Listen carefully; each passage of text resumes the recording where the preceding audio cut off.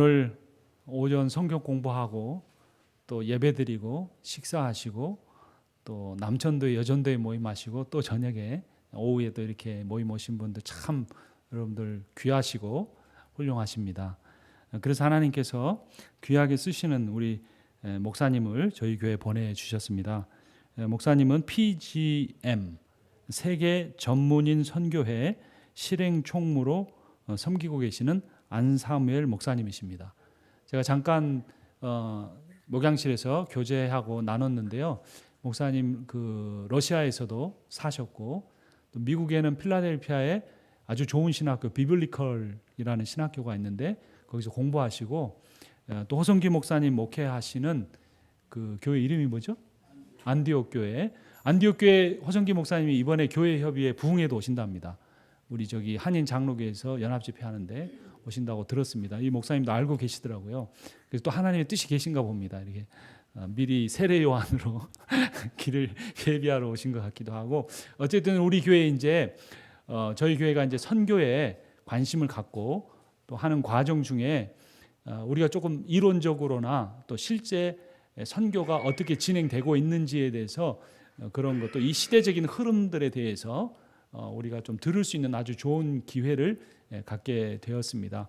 그래서 안 목사님 통해서 우리가 귀한 강의를 듣는데 또 2시간 이상 또 이렇게 차 타고 오셨는데 가지고 준비해 오신 거 다 잘 강의하시라고 우리 박수로 환영하겠습니다.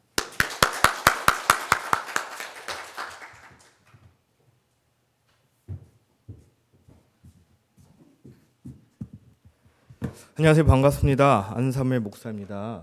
제가 뭐 자랑할 것도 없고 나눌 것도 없지만 또 하나님께서 주신 마음을 가지고 또 귀한 교회에 와서 부족한 자가 최선을 다해서 하나님의 마음을 나누는 시간이 되었으면 좋겠습니다. 같이 기도하고 시작하겠습니다.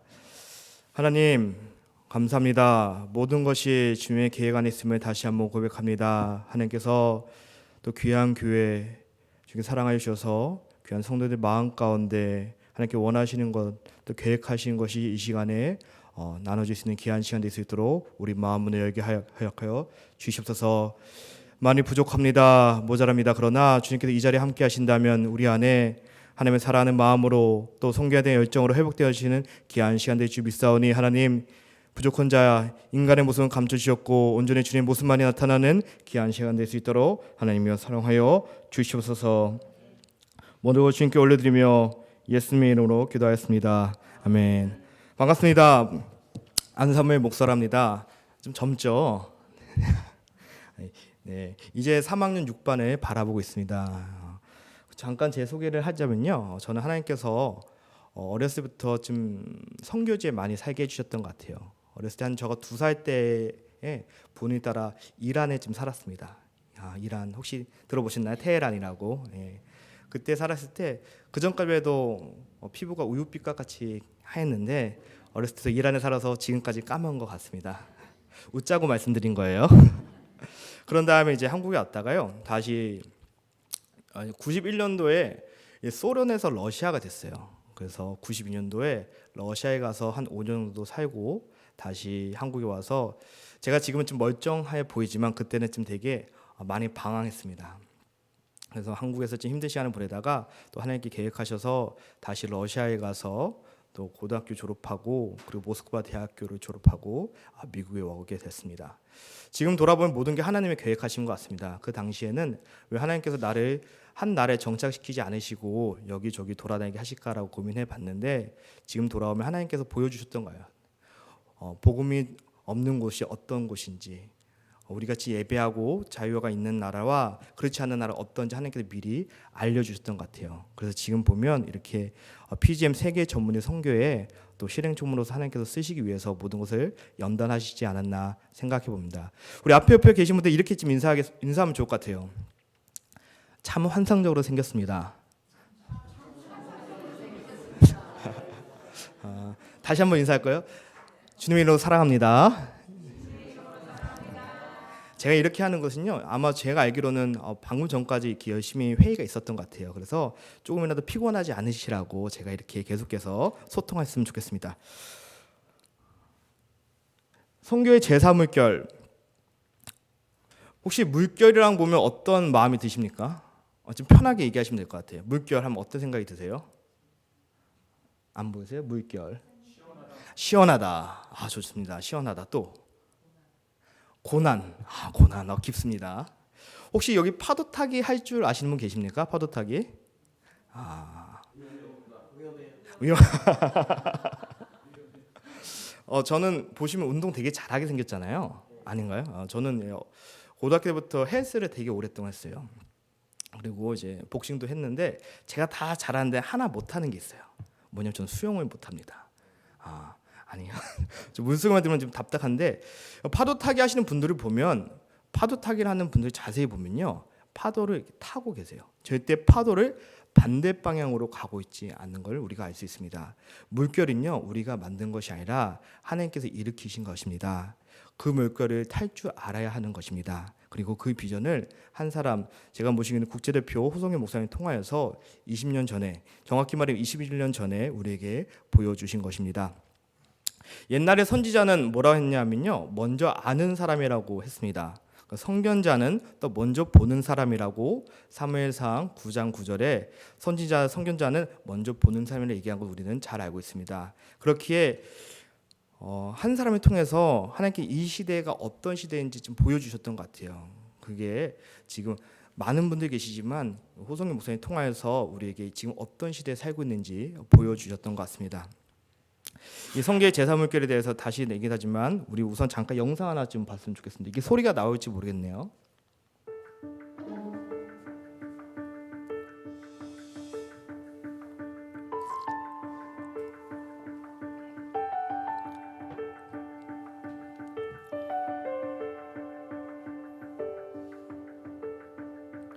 위에 보시면 연도가 지금 계속 바뀌는 게 보이실 거예요.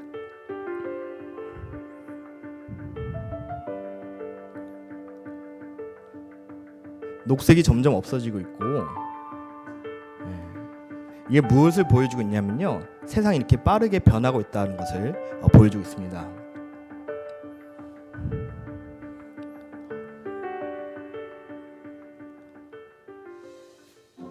자, 이거 CNN에서 제가 다운받은 건데, 우리가 무엇을 말하려고 하면요, 세상이 이렇게 지금 빨리빨리 변하고 있다고 말씀드리고 있는 거예요.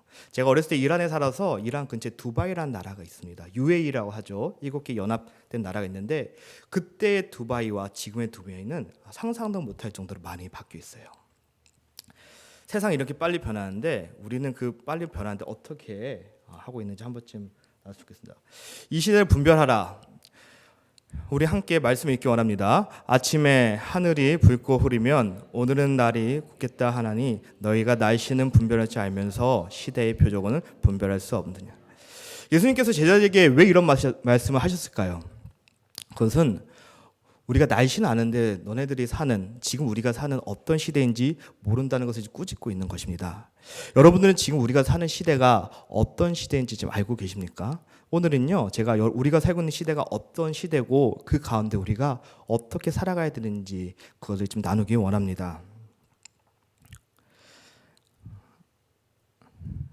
칼 바르트라고 이제 스위스의 또 개혁교회 목회자이자 또 20세기의 대표적인 신학자가 있었습니다.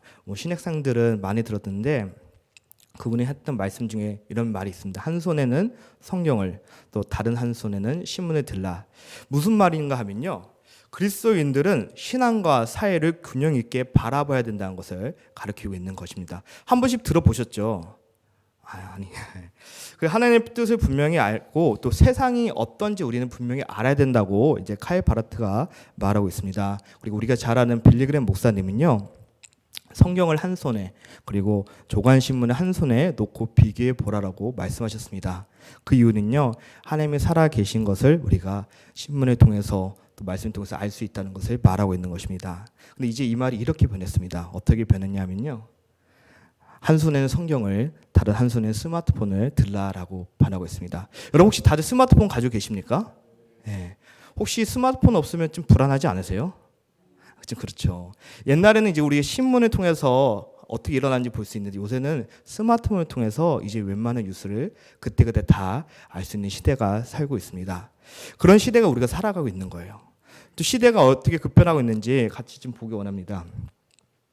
농경시대라고 우리 기억하십니까? 농경시대. 농경시대의 특징은 바로 정착하였다라는 것을 우리가 알 수 있습니다. 우리가 농사를 지으면서 생각해보면 농사를 지으면서 한 곳에서 수확하면서 자연스럽게 어떻게 됩니까? 대가 이어서 그곳에서 정착하면서 살아갔던 것을 알 수 있습니다. 정착된 공동체는 농사를 지으면서 자연스럽게 어떻게 돼요? 서열이 나눠집니다. 이장님이 생기고 이장님이 생기면서 그 안에 서열이 나눠지면서 하루는 옆집을 도와주고 그 다음 날은 우리 집을 도와주고 그 다음 날은 옆집을 도와주면서 서로 이렇게 정착하고 즉 관계 중심의 시대였어요. 그랬던 시대가 이제는 어떻게 변했냐 하면요. 근대 시대로 변합니다. 산업혁명이 들어오고 근대 시대가 들어오면서 이제 공장들이 생기고 그리고 자연스럽게 규격을 중요시하는 시대가 되었습니다. 역할 분담이 생긴 거예요. 농경 시대처럼 아까 말씀드린 농경 시대처럼 관계 중심이 아니라 이제는 기계를 중심으로 돌아가면서 물건도 주게 규격이 맞지 않는 것 그리고 불량품을 분리하고 점점 더 이렇게 규격을 중심으로 하고 있는 것입니다. 그러면서 사람의 능력 중심으로 해서 인간의 존엄성이 점점 나눠지고 그 물건 중심으로 변하는 것이 근대 시대인 것입니다. 그 다음은 어떤 시대입니까? 우리가 살고 있는 이제 IT 시대입니다. IT 시대의 특징이 뭔지 아세요? 되게 빨리 변합니다. 속도가 엄청 빠르다는 거예요. 변화가 빨라서 이제는 죄송합니다. 40대가 50대만 되면 이제 회사에서 조퇴하거나 명퇴하는 상황이 많이 발달되고 있습니다. 저 나이 또래 아니면 저보다 나이 좀 더 있으신 교회 성도님을 보면요. 자꾸 공부하고 그 따라가야 돼요. IT 시대에 따라서. 그에 따라가지 못하면 자연스럽게 회사에서 중요한 역할을 못하게 되고 점점 하면서 이제 회사에서 나가야 되는 상황이 되는 이런 IT 시대를 살고 있습니다.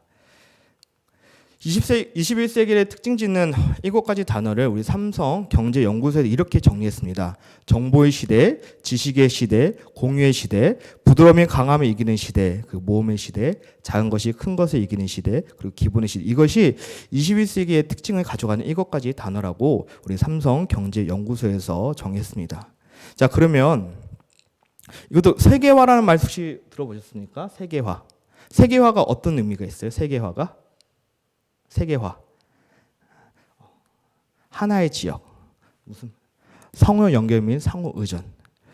오늘날은 더 이상 국경이 없어요. 벽이 없다는 거예요. 이제는 서로 자유롭게 정보를 나눠주고 이것이 세계화라는 것입니다. 이 시대 모든 사람들은 서로 상호 연결해주고 서로 의존해주는 게 높은 이런 한 가족이라는 울타리 아래서 살아가고 있는 것입니다. 동시간대에 살아가고 있으면서 옛날과 달리 지구 반대쪽에 있던 일들과 상황들 우리가 알 수 있는 것이 세계화 시대인 것입니다. 한국이라는 이제 조그만 나라가 이제는 많은 사람들이 배출되고 세계적으로 영향을 줄 수 있는 나라가 되고 있는 것입니다. 그리고 제가 군대를 대한민국 사람입니다. 군대를 몇 살에 갔냐면요. 보통 군대가 몇 살에 가죠? 18에 가죠. 18, 19. 그렇죠. 저는 군대를 만 29에 갔습니다. 제 맞선임은요. 저보다 띠동갑이었어요. 예. 얼마나 힘들었겠어요. 그때 군대에서 유행했던 것 중에 하나가 그때 우리가 쉬는 시간만 되면 이렇게 TV를 보는데 그때 유행했던 노래가 뭐냐면 강남 스타일이었어요. 혹시 강남 스타일 기억나세요? 그 강남 스타일 보면 한국말로 분명히 노래를 하는데 전 세계가 열광했던 거잖아요. 그렇죠? 빌보드 차트도 진입하고 그리고 요새는 혹시 BTS라고 들어보셨습니까? BTS 들어보시죠. BTS 7명의 젊은 사람들이 한국말로 이렇게 노래하고 해도 막 전 세계가 지금 열광하고 있는 거예요. 이게 지금 세계화를 나타나고 있는 것입니다. 한 예로 우리가 아까 말했던 BTS가 유엔 총회 연단에서 다음과 같이 얘기했습니다. 자기 목소리를 내고 자기를 사랑하며 다른 사람으로 살지 말고 나 자신을 사십시오라고 유엔 총회 연단에서 얘기했습니다. IT를 통해서 SNS와 다양한 인터넷 매체를 통하여서 하나된 지역이기에 이제는 나 자신의 색깔을 가지고 살라는 것을 말하고 있는 것입니다. 우리 2002년에 무슨 일이 있었습니까? 2002년도에 혹시 기억나십니까? 월드컵. 그때 월드컵 할 때 많은 분들이 기자들이 전 세계 돌아면서 이번 월드컵 어디서 하냐 물어봤을 때 많은 사람들이 한국이 어디 있는지 몰랐던 분들이 되게 많으세요. 그 당시만 해도. 근데 이제는 한국이 어딘지 알게 됐습니다. 왜? 이 BTS나 싸이라 이런 분을 통해서 그 사람들이 한국말로 배우고 싶어하고 한국 문화를 배우고 싶어해서 이제 한국이 어느 정도 많은 인지도를 얻고 있는 것입니다. 사회학자인 피터 버거는 이런 말을 했습니다. 경제, 정치, 사회, 문학적으로 서로 상호 연계되어 살아가는 시대가 우리가 살아가는 시대라는 것입니다. 그 다음에 세방화가 있습니다. 이거 한자인데요. 좀 더 쉽게 하자면 세계 글로벌하고 로컬에서 글로컬리제이션이에요. 글로컬리제이션이 뭐냐면요. 혹시 이게 뭔지 아십니까? 맥도날드 맞습니다. 맥도날드는요. 세계 어디 가도 그 나라의 문화와 특색에 맞게끔 메뉴를 만듭니다. 러시아가 이제 소련이 91년도에 소련이 이제 러시아로 되면서 오픈되면서 제일 먼저 들어갔던 기업 중에 하나가 맥도날드예요. 맥도날드 특징은요, 그 나라에 가면 그 나라의 물가에 맞게끔 메뉴를 정하고 가격을 전합니다. 그리고 그 나라의 문화에 맞게끔, 예를 들어서 인도에 가면요, 소고기를 먹잖아요, 인도에서. 그래서 소고기 대신에 베지버거라 해서 채소로 만든 걸 먹다던가 아니면 치킨에 이런 메뉴들이 있어요. 세계화는 이제 문화의 다양성을 인정하고 그 포용하는 것이 이제 세계화, 세방화라고 말하고 있는 것입니다. 이분이 누구신지 아세요, 여러분? 데이비 창이라고 세계에서 알아주는 한국 아이언 셰프예요. 이제 모모쿠프라는 식당을 창업하신 분이고 지금 맨하탄, 뉴욕 맨하탄에서 라면을 퓨전 라면으로서 지금 엄청나게 성공하신 분입니다. 이분은 누군지 아세요? 네, 맞습니다. 2018년도에 타임즈가 선정한 가장 영향력 있는 사람 중에 한 명이고 그때 평창 올림픽 있을 때 스노보드라는 종목이 있어요. 그때 만점을 받은 소녀예요. 그 당시만 해도 그 나이가 15살이었어요. 이제 아까 말했던 데이비 창이 같은 한인 2세로서 클로리를 부르면서 같이 축하해주는 자리에서 이런 말을 했습니다. 뭐냐면요, The best thing Chloe Kim can do is to be Chloe Kim. 이게 뭐냐면 내가 나로 살아가야 된다는 것입니다. 우리가 다른 사람을 따라서 가려고 하는 것 없이 내가 잘하는 것을 가지고 최선을 다해 살면 언어와 문화가 다르다 하여도 이겨 나갈 수 있다는 것입니다. 나만의 개성과 나만의 자존감을 살아가는 이런 시대라는 것입니다. People on the move라는 말 혹시 들어보셨습니까? People on the move. 뭐냐면 이제는 사람들이 한 지역에 사는 것이 아니라 계속 이동하는 시대라고 말하고 있는 것입니다. 그 특성으로는 우리 모바일 시대, 유비쿼터스 시대, 또 무한 경쟁 시대, 그다음에 G세대라고 말하고 있습니다. 이 모바일 시대는요, 이제 현재 지구상에 몇 명 정도 되는 걸로 생각하고 계세요? 혹시 인구가 몇 명인 것 같아요? 70이라고 저 써놨죠. 70억적의 인구가 있는데 거의 10억 정도는 자신이 태어난 곳을 떠나서 좀 더 나은 곳으로, 나은 환경으로 이동하고 살아가는 사람들이 이제 모바일 시대의 특징인 것입니다. 우리도 그렇잖아요. 우리도 한국에서 자라고 태어났지만 지금 미국에 살아가고 있는 것은 여러 가지 이유에서 이제는 미국에서 정착하고 있듯이 전 세계적으로 70억 명 중에 한 100억 명이 이렇게 이동하고 있는 시대라는 것입니다. 유비쿼터스 시대는 혹시 들어보셨습니까? 유비쿼터스 시대는요, 어디에서도 널리 존재한다는 뜻을 가지고 있어요. 언제 어디서든지 동시다발적으로 모든 것을 할 수 있고 이제 모든 것이 오픈되어 있는 시대라는 것입니다. 모든 정보가 네트워크를 통해서 통제되고 전달받는 시대라고 말하고 있는 것입니다. 옛날같이 이제 시골에 산다고 해도요, 시골에서 산다 하더라도 대학교에 있는 교육을 받을 수 있는 시대잖아요. 미국에 산다고 하더라도 한국에 있는 학교에서 온라인으로 수업을 받고 수 있는 시대잖아요. 회사에 다닌다 하더라도 내가 집에서 업무를 보는 시대잖아요. 이런 시대가 유비쿼터스 시대인 거예요. 제가 계속 이렇게 시대를 말하고 있는 거거든요. 우리가 지금 어떤 시대에 살고 있는지 우리가 지금 알아야 되기 때문에 제가 계속 알려주고 있는 것입니다. 그리고 교회도 어떻습니까? 예배드리러 교회 오시는 분들도 있지만 이제는 집에서 인터넷에서 예배드리는 분들이 많이 생기고 있는 시대잖아요. 그렇죠? 또 무한 경쟁 시대. 어제의 1등이 오늘의 1등이 아닙니다. 무한적으로 경쟁하는 시대라는 거예요. 삼성이 이제는 1등이고 그 다음날 또 애플이 다시 올라가고, 제가 러시아 있을 때만 해도 핸드폰 하면 어디가 최고였냐면 혹시 노키아라고 알고 계십니까? 네. 노키아가 처음 나왔을 때 핀란드 회사인데 그 노키아의 그 제품의 특징은 안테나가 없었던 거예요. 그런데 지금 노키아가 어디 있습니까? 지금 삼성 아니면 애플인 거잖아요. 이렇게 엄청난 속도로 지금 변하는 시대를 우리가 살아가고 있다는 것입니다. 요즘 아이들은 무슨 세대라고 얘기하는지 알고 계십니까? G 제너레이션이에요. 자, 제너레이션 나눈 거 보면 베이비 부모들은요, 우리가 소통할 때 뭐라고 얘기하면 나한테 노트를 쓰라고 얘기해요. 그 다음에 X 제너레이션은 나한테 전화하라고 얘기해요. Y 제너레이션은요, 이제 이메일로 연락하라고 얘기해요. 그 다음에 요새는 Z 제너레이션은요, 나한테 이제 문자하라고 얘기하는 이런 세대입니다. 이 G 제너레이션 특징 중에 하나는 디지털 네이티브 세대라는 거예요. 우리는 여러분들과 저는 아날로그를 경험하고 나서 이제 디지털을 배운 거잖아요. 근데 이 아이들은요, 태어날 때부터 디지털을 사용했기 때문에 아날로그를 모르는 세대예요. 온라인 커넥션 세대라는 거예요.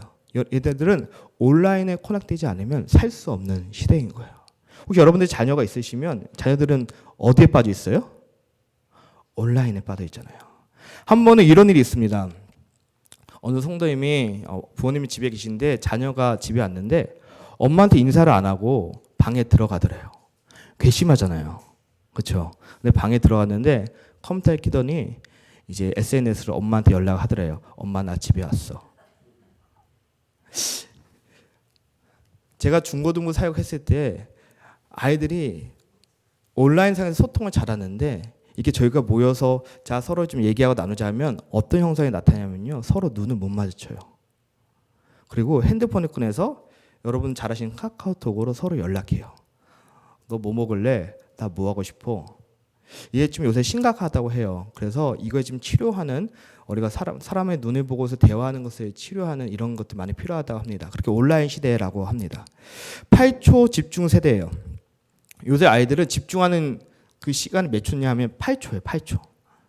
그래서 요새 광고나 이런 거 보면요, 8초 안에 아이들의 관심을 끄지 않으면 끝나는 거예요. 8초에 승부가 나는 시대입니다. 그리고 SNS로 소통하는 시대입니다. FOMO가 뭐냐면요, Fear of Missing Out이에요. 내가 SNS를 통해서 아이들하고 연결하는 부분이 끊어지는 것에 대해서 두려움이 있는 세대입니다. 그럼 여러분들 혹시 아이들을 데리고 뭐 베케이션을 간다던가 밥 먹으러 가면 애들이 뭐 합니까? 핸드폰으로 밥 먹는 거 찍고 이렇게 하면서 막 올리지 않으세요? 네. 그게 뭐냐면요, 자기가 온라인상으로 이렇게 올리는 거예요. 나 이거 하고 있다 하면서 애들하고 계속 소통하는 거고, 그게 끊어지는 것을 어마어마하게 무서워하는 세대가 요새 말하는 G 제너레이션 시대입니다. 제가 말하는 포인트는 세상이 이렇게 숨바꾸게 변하고 있다는 것입니다. 네. 어제의 오늘이 또 달라요. 이렇게 세상이 바꾸고 있는데 이 바쁘게 변하는 세대 가운데 변화가 제일 느린 곳이 있습니다. 어딘지 아십니까? 바로 교회입니다. 우리가 세상을 이끌어 나가야 되는데 세상에 끌려가고 있는 시대에 살고 있습니다. 그렇기 때문에 자연스럽게 어떤 형상이 나타나면요, 교회의 본질이 잊어버리게 되는 것입니다.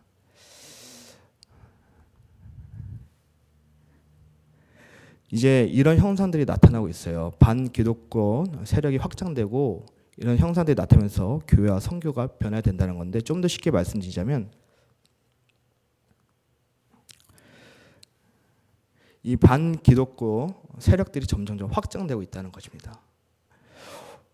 혹시 흑인 지역에 가면 혹시 블랙 무슬림이라고 보신 적 있으십니까? 흑인들인데 머리에 뭐 이렇게 싸고 다니는 분들, 그게 엄청난 숫자로 지금 커지고 있어요. 어떻게 블랙 무슬림이 커지고 있냐 하면요, 흑인들은요, 그 환경이 그래서 그런지 자라나면서 본의 아니게 환경 때문에 감옥을 가잖아요. 감옥을 가게 되면 나름대로 신실한 크리스찬도 감옥 가게 되면 이 크루에 들어가야 돼요. 무리에 들어가야 돼요. 왜냐면 무리에 안 들어가면 본인들 혼자서 살 수가 없기 때문에. 그러면 감옥에서 제일 큰 힘을 가지고 있는 사람들은 누구냐면요. 블랙 무슬림이에요. 블랙 무슬림들이 야 우리 크루에 들어와 하면 너 무슨 문제 있어? 엄마가 밖에서 힘들어? 집이 돈이 없어? 그러면 밖에 있는 블랙 무슬림 사람들한테 연락해서 도와줘요. 그럼 도움을 받았으면 어떻게 돼요? 자연스럽게 그 사람도 이제 블랙 무슬림도 들어가는 거예요. 이건 하나는 옛날 이렇게 점점점 반기독교권 세력이 확장되고 있다는 거예요. 미국만 그런 게 아니라 대한민국도 점점 무슬림이 확산되고 있습니다. 이태원이라고 아십니까? 이태원에 가면요. 거기에 무슬림들이 예배드리는 모습을 볼 수 있어요. 정말 심각한 거예요. 그리고 한국 자매들은요. 무슬림과 결혼하는 숫자가 늘어나고 있어요. 결혼하고 나서 그 남편에 따라서 고향에 갔더니 자기만 부인인 줄 알았더니 자기는 여러 부인 중에 한 명이라는 거예요. 그렇게 돌아가면 다시 못 나오잖아요. 그런 무슬림이 점점점 확산되고 있고 반기독교가 세력이 확장되고 있다는 것입니다. 혹시 1040 창이라는 거 들어보셨습니까? 이 복음이 제일 전해지지 않는 곳이 1040라고 얘기합니다. 북위 10도에서 40도 이 사이를 얘기하는 건데 이곳이 점점점 확장되고 있다는 거예요. 이게 확장되고 있는 게 좋은 걸까요? 안 좋은 걸까요? 안 좋은 거잖아요. 우리가 그곳에 가서 복음을 전해야 되는데 이 1040 창, 우리가 말하는 선교가 필요한 곳이 점점 확장되고 있다는 것은 그만큼 기독교가 영향력을 잃어가고 있고 복음이 들어가고 힘들고 있다는 상황을 말하고 있는 것입니다. 이 지도를 보면요. 오른쪽에 보시면 내가 매일 기도하는 사람들 그리고 내가 일주일에 한 번 교회에 가는 사람들이 전 세계적으로 점점점 줄어들고 있다는 거예요.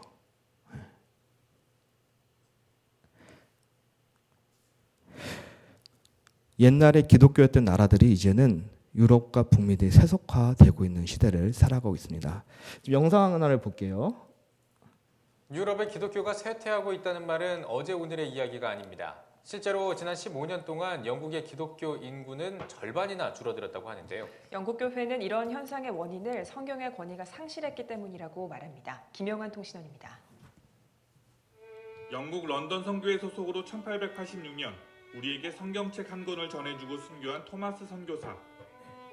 토마스 선교사의 나라 영국의 교회들이 어려움을 겪고 있습니다. 유럽의 개신교 매거진 에반겔리컬 포커스는 최근 발표된 영국의 개신교인 비율에 대해 보도했습니다. 영국 국립사회연구센터의 발표에 따르면 지난해 교회 등록 성도 수는 사상 최저 수준인 것으로 조사됐습니다. 또한 영국의 개신교인 비율은 2002년 31%였던 것이 지난해에는 14%로 15년 사이에 절반이 넘는 성도가 교회를 떠난 것으로 드러났습니다. 이 상황은 전체 연령대에서 고르게 나타납니다. 45세 이상 54세 미만의 연령대가 가장 큰 감소세를 보였습니다. 2002년 조사에서는 35%였으나 2017년에는 11%로 무려 24%나 감소했습니다. 젊은 세대의 상황도 심각합니다. 18세에서 24세 사이의 연령대의 성도는 2%에 불과합니다. 그나마 65세 이상의 연령대에서 30%의 비율을 보였지만 2002년 50%였던 것과 비교하면 대폭 감소한 수치입니다. 신학자들은 영국 교회인 몰락에는 성경의 권위가 상실됐기 때문이라고 지적합니다. 과거에는 사람들이 성경을 하나님의 말씀으로 받아들였다면 이제는 사람들이 성경을 보통의 책으로 생각한다는 것입니다. 또한 복음주의 추락도 한 원인으로 꼽았습니다. 복음의 진리를 포기하고 그 자리에 인간적인 상상, 철학, 지혜로 채워져 교리의 순수성이 사라졌다는 것입니다. 영국의 목회자들 사이에 자성의 목소리도 있습니다. 런던 시내의 한 목회자는 궁극적으로 교회는 예수 그리스도의 복음을 전하기 위해 존재한다. 교회는 그 일을 해야 한다고 밝혔습니다. 우리에게 토마스 선교사를 보내줬던 영국 교회를 위해 이제는 우리가 기도해야 할 차례입니다. 아울러 성장이 멈춘 한국 교회를 위한 기도도 계속되어야 합니다. 베를린에서 CTS 뉴스 김영환입니다.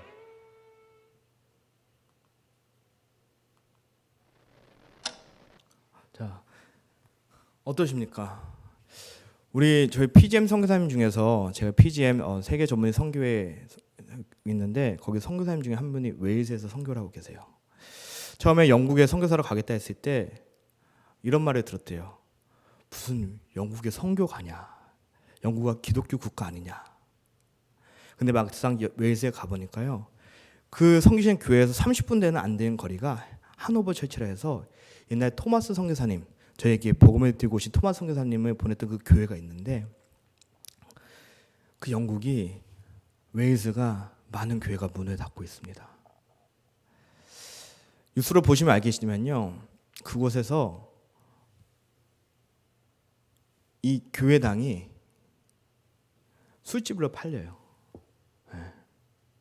술집에 팔리고 그 영국화 그런 교회 본당 가면 되게 화려하거든요. 파이프 오르간도 있고 창문도 그 당시에 비잔티 양식으로 해서 엄청나게 화려한데 그게 술집으로 팔려가고 있어요. 술집으로 안 팔리면요. 그런 교회들이 저택으로 팔리고 있어요. 제가 사진을 가져온다 했는데 잊어버렸는데 너무너무 이쁜 집이에요. 가만히 보니까 그곳이 집이 되기 전에 교회였던 곳이에요. 교회가 술집으로 되고 교회가 집으로 되고 교회가 넘어가고 있는 것이 지금 현재 일어나고 있는 것입니다. 저희가 웨일스 선교한 지 이제 9년째 되고 있습니다. 처음에 웨일스 선교를 갈 때 이런 교회 왔는데 예배당 안에 머리 하얀신 분들밖에 없으시더래요. 할머니 할아버지밖에 없는 거예요. 아무리 눈을 씻고 찾아도 젊은 사람들도 없고 자녀들도 교회에 없어요. 왜? 그 웨일즈가 어떤 곳이지 않습니까? 그 뜨겁게 부흥했던 곳인데 이제 100년이 지난 지금 많은 교회가 문을 닫고 자녀들도 사라지고 젊은 사람들도 교회에서 사라지고 있는 거예요. 그런 것이 지금 전 세계적으로 지금 일어나고 있는 것입니다. 우리 다음 세대들은 어떤지 지금 알고 계십니까? 오늘 교회 왔는데도 밖에 자녀들이 막 뛰어놀고 있더라고요. 저는 자녀들만 보면 너무 기분이 좋아요. 아이들이 교회에 있다는 것 자체가 너무 좋아요. 제가 아까 말씀드렸지만 제가 엄청나게 많이 방황했는데도 불구하고 저는 술 마시고 담배 펴도 주일날 교회 갔어요. 교회 가기 전에 싸움 하더라도 교회는 갔어요.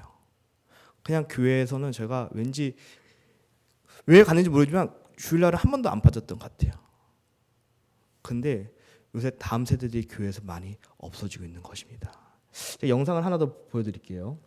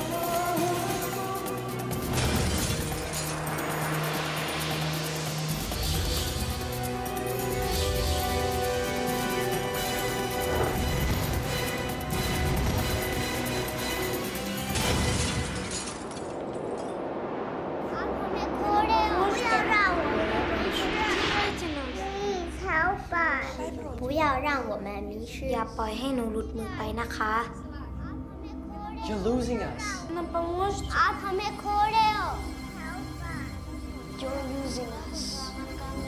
Ви нам допоможете? 떡밥 오면 우리 잃어먹으면 안돼 Не теряйте нас. Somos la esperanza de la iglesia Want us to believe. ได้โปรดช่วยผมนะครับ no nos crean Don't lose us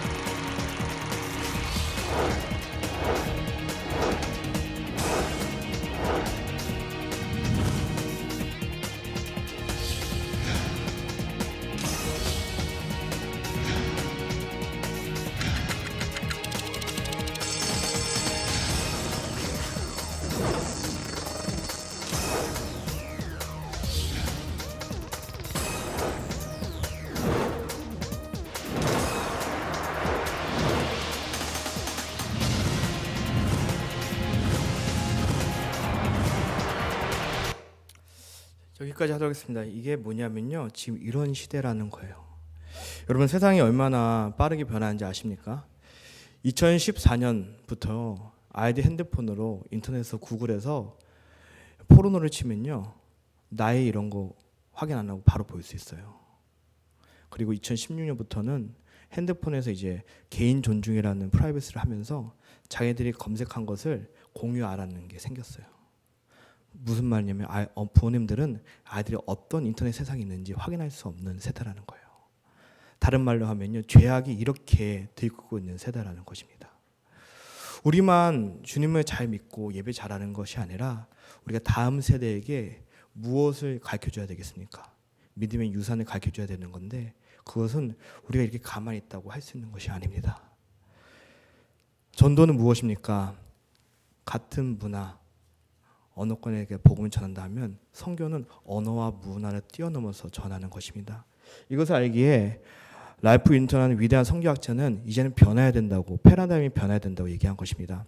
이제는 국가에서 종족으로 변해야 되는 거고, 이제 옛날처럼 내가 과테말라 선교 간다, 내가 어디 선교 간다, 나라로 하는 것이 아니라 내가 아리조나 나바호족, 내가 어디 있는 몽족, 이렇게 종족 선교로 이제 해야 된다는 것입니다. 왜냐하면 거기는 그 같은 나라라 하더라도 사용하는 언어가 틀리고 문화가 다르기 때문에 이제 스페시픽하게 우리가 선교를 해야 된다는 것입니다. 이제 기다리는 것에서 아니라 이제 주도적으로 해야 되는 것이고 우리 벤처 기업 시대에서 벤처 선교 시대라는 겁니다. 세일즈에서 마케팅. 세일즈는 무엇인지 아십니까? 옛날에 혹시 미국에서 포드에서 T1이라는 차를 만들었어요. 그때는 다른 자동차가 없기 때문에 T1에서 만들 때는 그냥 공장에서 찍어서 판매했는데 이제 마케팅이 됐다는 것은요. 우리가 핸드폰에 이런 거 보면 우리가 원하는 대로 앱도 깔고 이렇게 하는 거잖아요. 이제는 고객 중심으로 하는 것을 이제 마케팅 시대라고 얘기하고 있습니다. 이런 생각이 우리가 이제 바꾸지 않으면 더 이상 선교도 옛날 정통적인 방법으로 하면 안 된다는 것을 랄프 윈터가 말하고 있는 것입니다. 이거는 간단하게 말씀드리면요. 우리가 복음을 전하는 데 있어서 넘어야 하는 장벽을 E0, E1, E2, E3로 얘기했던 거예요. 장벽이 점점 이렇게 계단식으로 했는데 이제는 그런 시대가 아니라 E4, 한 공간 안에서 여러 가지 문화가 공존하는 거라고 지금 말하고 있는 것입니다. 좀 더 쉽게 말씀드리면 여기는 잘 모르겠습니다. 제가 거주하고 있는 필라델피아는요. 필라델피아 안에 저희 교회가 있는 칸시아켄에서 한 15분, 30분 떨어진 곳에서 히스패닉 분들이 살아요. 언어가 문화가 다른 분들이 살아요. 또 30분 정도 가면 어퍼답이라는 지역에 150개의 나라에서 여러 종족을 가진 분들이 살아요. 그게 무슨 말이냐면 한 지역에 이제는 언어가 다르고 문화가 다른 장벽이 있는 분들이 이제는 한 지역에서 공존하는 E4 시대라고 말하는 것입니다. 이제 선교를 어떻게 해야 되면 이제는 전략적으로 해야 되고 더 전문적으로 해야 되는 시대라는 것입니다. 세상은 그렇게 치밀하게 하는데 우리는 정통적인 방법 중요하죠. 근데 이제 효율적이 떨어진다는 것입니다. 그래서 좀 더 효과적으로 그 타겟에 맞게끔 우리가 잘 준비해서 해야 되는 시대라는 것을 제가 말씀드리고 있는 것입니다. 그렇기 위해서 제가 섬기고 있는 PGM 세계 전문의 선교회는 지역교회 통해서 선교가 잘 이루어질 수 있도록 지역교회에 들어가서 교회를 훈련시켜서 그 전에 한국 인구의 몇 프로만 되는 것이 아니라 그 교회 안에 있는 잠자고 있는 성도들이 끼어서 모두 다 선교할 수 있게끔 우리가 훈련시키는 역할을 하고 있는 것입니다. 그래서 지역교회가 선교의 주체라는 거예요. 우리가 뭐 어느 선교단체에 가서 지역교회 성도님들 데리고 가는 것이 아니라 우리가 지역교회에 들어가서 그 지역교회가 교회의 본질인 선교적 교회로 나아갈 수 있도록 저희가 협력하는 것입니다. 제가 간단하게 PGM 소개를 하도록 하겠습니다. PGM은 21년이 됐습니다. 저희는요 전 세계 흩어져 있는 디아스포라를 깨워서 그들이 섬기고 있는 지역교회를 중심으로 지역교회에서 훈련하고 자신이 가지고 있는 은사 전문적으로 개발해서 삶의 현장에서 그리고 지역교회 유익을 갖추고 나아가 땅끝까지 복음을 전할 수 있도록 선교사 삶을 살 수 있도록 저희가 훈련시키고 돕는 단체인 것입니다. 저희는 자랑할 것 없지만 그래도 하나님의 은혜로 지금까지 285명의 선교사님을 파송한 곳입니다. 조직은 PGM이 이제 국제본부가 있고 이사회가 있고 선교 권역이 있는데 저는 국제본부의 실행 총무를 맡고 있어서 이렇게 전 세계적으로 선교사님들 285명 선교사님을 저희가 다 케어를 못 하잖아요. 그래서 이게 본부별로 그리고 권역별로 나눠서 케어하는 이렇게 조직을 가지고 있습니다.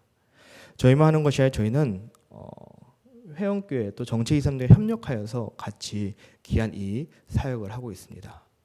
그러면 아까 말씀드렸던 선교의 제3목적이 뭐냐라고 했을 때 이 개신교 선교 역사적 측면에서 선교의 제3목적이라 하면 제 첫 번째 선교는 연안 선교 시대가 있었어요.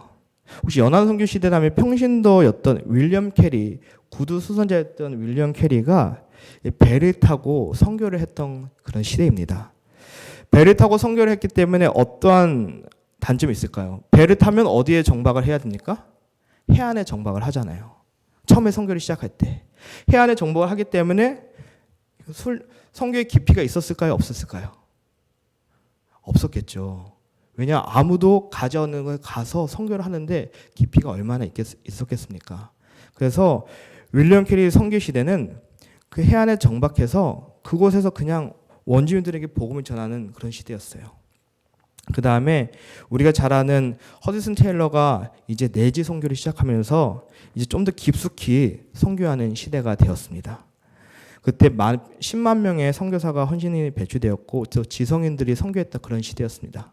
그리고 제3 선교는요, 우리가 잘 아는 도나드 맥가브린하고 카메론 타운슨드처럼 이제는 예를 들어 중국 안에 들어왔더니 중국 안에 여러 피플 그룹이 있다는 것을 깨닫고 그 피플에 맞게끔 이제 선교하는 시대가 제3 선교였습니다. 그리고 지금 말했던 제4 선교의 목결은 디아스포라 선교 시대라고 말하고 있습니다. 디아스포라가 무엇이냐면요, 디아스포라는 헬라어로 특정 인종 집단이 기존에 살던 집을 떠나서 다른 지역으로 이동하는 형상을 이제 디아스포라로 얘기하고 있습니다.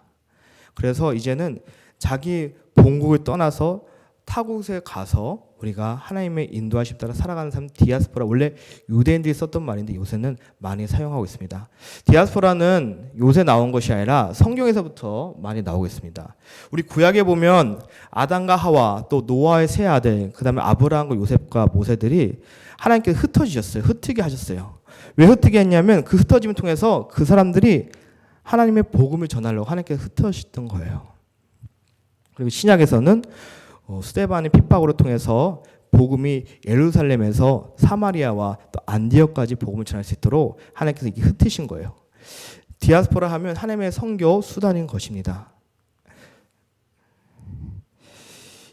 이 경제학 용어로 pushing force랑 pulling force가 있습니다. 이게 뭐냐면요, 하나님께서 아까 얘기했던 디아스포라 하지만 사람에 따라서 밀어내는 힘과 끌어내는 힘이 있다는 거예요.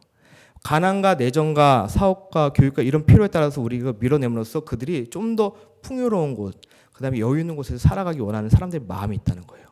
여러분들 미국이 어떻게 오셨는지 모르겠지만 여러분 마음 가운데 어쩌면 자녀들이 좀 더 나은 교육을 위해서 오셨던 분도 계시고 또 좀 더 사업을 하기 위해서 오셨던 거잖아요. 이게 푸싱하고 풀링포스인데 뭐냐 하면 이제는 사람들이 다 흩어져서 한 곳에서 정착돼서 살아가는 것이 아니라 하나님께서 계속해서 흩으시고 있다는 것입니다. 왜 하나님께서 이렇게 흩으시냐면요, 이제는 하나님이 그 흩어진 사람을 통해서 복음을 전하게 하시는 거예요. 미국에서 이제 7명 중에 1명이 이제 이민자라는 겁니다. 여러분이 모여있는 이제 뭐 회사나 지역에 보면 7명 중에 1명이 미국에서 자란 사람이 아니라 다른 데서 미국으로 온 이민자들을 우리가 볼 수 있다는 것입니다. 그리고 신생아 중에 5명 중에 1명이 이민자라는 겁니다.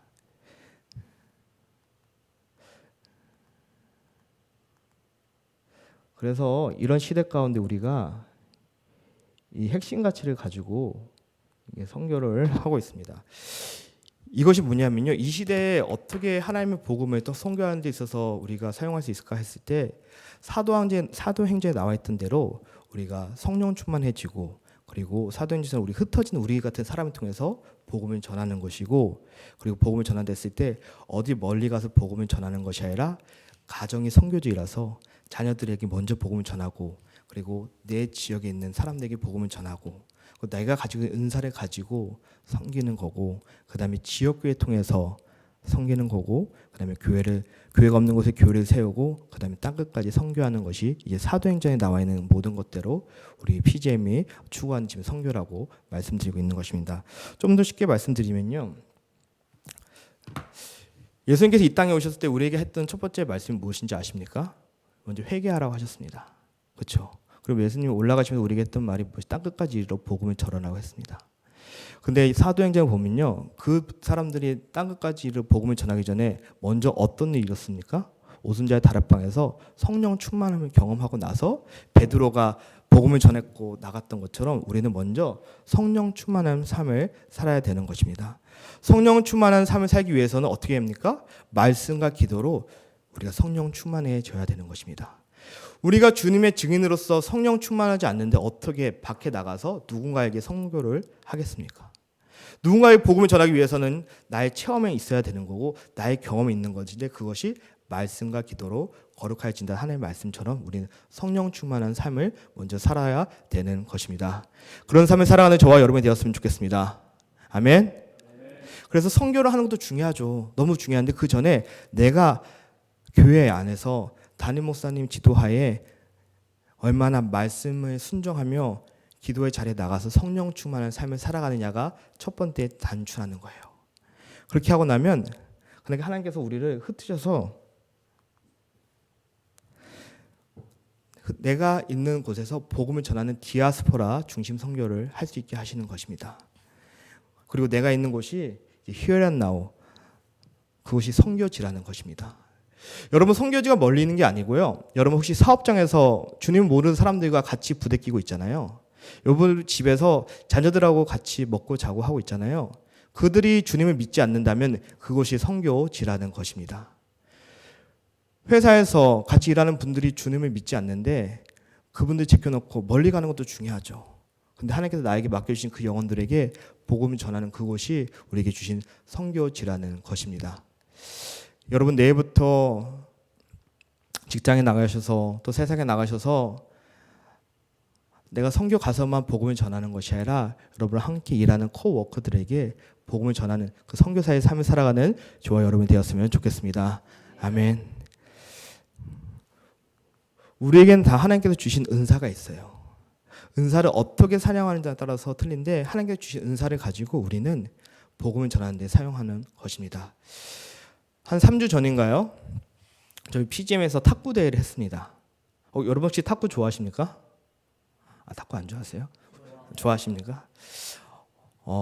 저도 탁구를 좋아하는데 잘 치지는 못해요.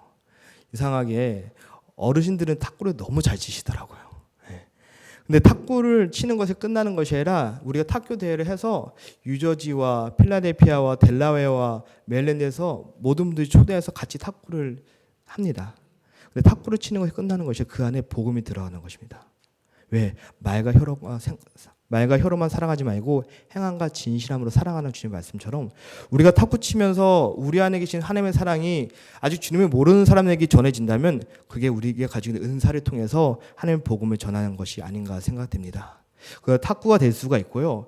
여러분의 가지고 있는 은사가 어떤 것이 될지 모르겠지만 축구가 될 수 있고요. 농구가 될 수 있고요. 어떤 상황 가운데서 하나님에게 우리 주신 은사는 그것을 나를 위해서 쓰는 것이 끝나는 것이 아니라 하나님의 복음을, 사랑을 쓰는 데 사용하는 것이 우리 전문인 선교라고 말하고 있는 것입니다. 그래서 이렇게 우리가 계속 이렇게 전문인들이 개발하고 있어요. 직업적 전문인이 아니라 은사적인 전문인. 그 전에 교회론에 말하는 지체로서 전문인으로서 우리가 먼저 복음의 전문인이 되는 거예요. 예수 그리스도 머리 대신 이 교회에서 우리가 때로는 손의 역할을 하고 발의 역할을 하고 입의 역할을 하고 귀의 역할을 하는 그곳에서 먼저 우리가 복음의 전문인으로 나아가 있을 때 우리가 하나님의 복음을 나누고 전하는 자가 되는 것입니다. 그런 여러분이 되시는 이 되기를 주님의 이름으로 축원합니다. 네. 그래서 이 지역교회 안에 점점 이게 우리가 훈련시키는 거예요. 그래서 그리스도인들이 우리 교회 안에서 에클레시아라는 말이 있어요. 세상에서 부름받고 다시 세상으로 보냄받는 에클레시아의 말이 있는데 그 교회라는 뜻인데 무엇이냐면 우리들은 세상으로부터 불림받아서 교회 안에서 훈련받고 우리가 잘 먹고 친교하고 끝나는 것이 아니라 우리의 사명은 다시 세상으로 나가서 하나님의 복음을 전하는 것이 우리 지역교회의 역할이라고 말씀드리고 있는 것입니다. 그래서 사도행전에 보면 예루살렘 교회가 있었어요. 예루살렘 교회를 하나님께 흩으셨어요. 스데반 핍박으로 흩으셨는데 그 이유는 뭐냐면 그들이 안디옥까지 이르러서 안디옥에서 처음으로 이방 사람들에게 복음을 전하는 것은 하나님께 흩으심으로 통하여서 예루살렘 안에서만 우리끼리 예배드리고 찬양하는 것이 아니라 이방인들에게 복음을 전하는 안디옥교를 세운 것은 우리가 세상 속에 들어가서 복음을 전할 수 있도록 우리를 훈련시킨 것입니다. 저는 잘 모릅니다. 여기서 살아가는 담임 목사님 통해서 귀한 훈련받고 우리 안에서 끝나는 것이 아니라 그것을 받았다 하면 내가 지옥교에서 훈련을 받았다 하면 우리가 나가서 그런 복음을 전해야 될 줄 믿습니다. 아멘. 많은 교회들이 그분을 못해서 저희한테 요청을 해요. 그럼 저희가 훈련을 시키는 거예요. 우리가 지역교회가 선교적인 교회로 지역교회가 그 본질이 회복될 수 있도록 우리가 훈련하는 것이 PGM이라는 것을 말하고 있습니다. 저희가 자랑하는 것이 아니고요. 하나님께서 우리에게 주신 사명이에요. 그래서 지역교회들이 우리가 정말 깨어서 선교사적인 삶을 살 수 있도록 요청하면 저희는 최선을 다해 섬기는 거예요. 그래서 그 성도님들이 담임 목사님 지도하에 훈련받고 우리가 가지고 있는 것을 가지고 훈련시켜서 세상 속에서 선교사적인 삶을 살 수 있도록 우리가 훈련하는 것이 저희의 역할인 것입니다. 여기도 단기 선교를 많이 하고 있는 걸로 알고 있습니다. 아닙니까? 단기 선교를 많이 하려고 노력하는 줄 믿습니다. 단기 선교의 끝은요, 우리가 단기간에 선교사님을 도와주셔서 끝나는 것이 아니라 그 끝은 그 지역에, 복음이 없는 그 지역에 하나님의 교회가 세워질 줄 믿습니다. 우리는 미국은 어디 가나 다 교회가 있잖아요. 그런데 아직도 교회가 없는 곳이 있어요. 교회가 없고 예배 드릴 수 없는 곳이 있어요. 우리가 그것에 올해는 죄송합니다. 올해는 과테말라 갔다, 내년은 온두라스 갔다, 그 다음에는 뭐 인도네시아 갔다, 그 다음에 그리스 갔다 이렇게 선교지를 여러 군데 가는 것도 좋지만 하나님께서 이 귀한 교회에 주신 선교지가 있을 거라고 생각합니다. 그 교회를 계속해서 가서 그 단기 선교의 열매가 그곳에서 교회가 세워지는 거예요. 그래서 교회가 세워져서 하나님을 예배하는 것이고 목회자가 없는 곳에서 목회자를 현지인들 훈련시켜서 복음을 전하는 것이고 그리고 예배의 소리가 찬양의 소리가 끝나지 않게 하는 것이 우리 단기 선교의 열매일 줄 믿습니다. 그래서 사랑하는 귀한 교회 하나님께서 주신 비전을 담임 목사님 통해서 주신 비전이 있을 텐데 거기에 순종하며 나아가는 거예요. 올해는 우리가 어디죠? 뭐 과테말라 갔다 왔으니까 내년은 다음 데 가야지. 선교 여행이 아니라 단기 선교는 그 짧은 기간에 현역인 선교사님과 100% 순종하면서 그 교회가 개척되는 것이 단기 선교의 열매일 줄 믿습니다. 그리고 교회가 세워졌으면 우리는 땅끝까지 복음을 전하는 거예요. 우리가 땅끝이라면 저기 멀리 있는 곳도 얘기할 수 있지만 우리가 언어나 지리적으로 그 문화적으로 어두운 곳을 말하고 있는 것입니다. 땅끝이라면 학교가 될 수 있어요. 땅끝이라면 감옥이 될 수 있어요. 땅끝이라면 기관이 될 수 있어요. 복음이 전하는데 제한된 곳을 우리는 땅끝이라고 말하고 있습니다. 요새 총기 사건들 많이 일어나고 있잖아요. 네. 그러면서 이런 어느 이제 주에서 학교에서도 총을 가지고 다니자라는 얘기를 막 하고 있어요. 만약에 여러분의 자녀가 아빠 나도 학교에 총 가지고 가도 돼라고 했으면 여러분은 어떻게 얘기하실 것입니까? 제가 무슨 말을 하냐면 지금 이런 시대에 우리가 살고 있다는 거예요. 그것이 어둡고 땅끝이라는 것을 말하고 있는 거예요. 그래서 교회 세우는 것이 끝나는 것이 아니라 그 복음에 들어가기 힘든 곳에 복음을 전하는 거가 우리 먼저 구원받은 자의 귀한 사명일 줄 믿습니다. 그러기 위해서는 첫 번째 단추가 뭐예요? 성령 충만해야 됩니다. 성령 충만하지 않고서는 아무것도 못하는 거예요. 제가 자꾸 다른 얘기를 하게 되는데 저희 PGM도 또 PGM과 협력하고 있는 안디옥교회도 선교를 정말 열심히 하는 곳이에요. 선교를 열심히 하는 곳인데 선교를 열심히 하기 전에 더 열심히 하는 게 뭔지 아십니까? 훈련을 죄송합니다. 빡세게 합니다. 호성기 목사님께서 빡세게 얘기하니까 어느 2세 목사님께서 호성기 목사님한테 이랬대요. 목사님 왜 설교 때 자꾸 박스 3개를 얘기하세요? 이해하십니까? 우리가 선교 훈련하는 데 있어서는요 대충 하면 안 돼요. 훈련하는 데 있어서는 선교지를 가서 그때 잘하지 하는 게 아니라 선교지에 가면 영적인 전쟁이 시작되는 것입니다. 내가 그렇게 잘 지냈던 집사님, 내가 그렇게 마음이 맞았던 우리 장로님, 너무나도 우리가 오랫동안 알았던 권사님하고 별것도 아닌 거로 싸우게 되는 거예요. 정말이에요. 왜? 선교지는 영적인 전쟁터이기 때문입니다. 먼저 기도하지 않으면 말씀 안에 가까이 가지 않으면 그 선교지에서 선교사님이 도와줘야 되는데 나중에 선교사님 전화 와요. 목사님 빨리 이 틈만데 데리고 가세요. 너무 머리가 아파요. 그런 해를 끼치는 죄가 되지 않기를 주님으로 축원합니다. 그러기 위해서는 훈련이 정말 열심히 해야 되는 거예요. 제가 지금은 좀 사람 된 것처럼 보이지만 제가 결혼 이제 6년 차인데 결혼하고 나서 남자들이 좀 마음에 좀 여유가 생기잖아요. 조금씩 마음의 여유가 생기다 보니까 지금 살이 좀 쪘어요. 살이 좀 찌다 보니까 얼마나 쪘냐 하면 한 30파운드가 쪘어요. 제가 결혼하기 전에는 제 아침에 일어나서 수영을 1시간 해요. 그리고 낮에 헬스장 가서 웨이트를 한 2시간 해요. 그리고 마지막 저녁에는 유산소 운동을 1시간 해요. 하루에 운동 몇 시간 했어요? 4시간 했었던 사람이란 말이에요. 결혼하다 보니까 또 사역하다 보니까 그럴 시간이 많이 없잖아요.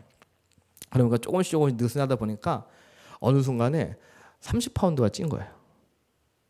지금 제가 입고 있는 정장이 결혼할 때 맞춘 정장이에요. 25파운드를 뺐어요. 그래서 다시 이 옷이 맞춰지고 있어요. 여러분 다이어트 해보셨습니까? 네, 우리의 다이어트는 뭐예요? 내일부터. 그렇죠. 그 다이어트를 할 때 정말 죄송합니다. 죽지 않을 만큼은 먹었어요. 네. 점심과 저녁에 채소 4온즈, 고기 4온즈, 그다음에 과일 4온즈. 이게 점심이었어요. 저녁은 채소 4온즈, 고기 4온즈, 그다음 과일 4온즈. 이게 저의 저녁이었어요. 일주일 동안은 잠이 안 와요. 너무 배고파서. 근데 일주일이 지나다 보면 몸이 슬슬 적응해서 괜찮아져요. 제가 무슨 말을 드리고 있냐면요. 여러분 혹시 마음 가운데 선교 가기로 마음 먹었다면, 하나님께 결심했다면 내가 익숙한 것에서 좀 벗어나야 된다고 말씀드리고 있는 거예요. 하나님의 복음을 전하는 데 있어서 내 방법대로 하는 것이 아니라 성경에서 가르쳐준 대로 우리가 자꾸 맞춰가는 거예요. 설령 그것 때문에 내가 잠을 못 잔다 할지라도, 내가 힘들다 할지라도 그것이 선교의 시작일 줄 믿습니다. 제가 이것을 말씀드리는 것은 다름이 아니라 우리가 이런 선교를 하고 있는데, 사역을 하고 있는데 우리가 자랑하는 게 아니에요. 우리는 이런 것들을 각 교회마다 잘하는 게 있어요. 또 각 교회마다 부족한 것이 있어요. 그러면 잘하는 것은 계속 잘해야 되잖아요. 부족한 것들은 우리가 같이 협력해서 도움이 주는 것이 저희의 역할일 줄 믿습니다. 그래서 저희 PGM의 사역은 지역교회의 본질을 회복하고, 그 다음에 선교지를 또 지원해주고, 왜 교회마다 선교지가 필요한 곳이 있어요. 그리고 전문인 선교가 필요한 곳이 있어요. 그리고 한인분들이 아니라 비욘드 코리안 디아스포라, 한국 사람이 아니라 그 외에 디아스포라들에게 복음을 전하는 데 있어서 저희가 협력하는 것이라고 말하고 있습니다. 이런 사역들을 하고 있습니다. 지난주에도 제가 디트로이트에 가서 차세대 교육부죠. 유스그룹 썸머 캠프를 같이 했어요. 왜냐하면 이 디트로이트 교육에 저에게 요청이 온 거예요. 이 차세대 애들에게 선교적인 훈련이 좀 필요하다라고 해서 저희가 9시간 운전하고 디트로이트 가서 뭐 100명이 된 학생들을 저희 팀원들과 같이 훈련을 시켰습니다. 저희가 뭐 남기려고 하는 것이 아니라 지역교회가 선교적 교회로 하기 위해서는 저희는 최선을 다해서 섬기고 있는 것입니다. 뭐 과테말라나 또 영국 웨일스 이렇게 저희는 필요한 곳에 가서 선교적 교회로 할 수 있도록 우리 최선을 다해서 섬기고 있는 것입니다.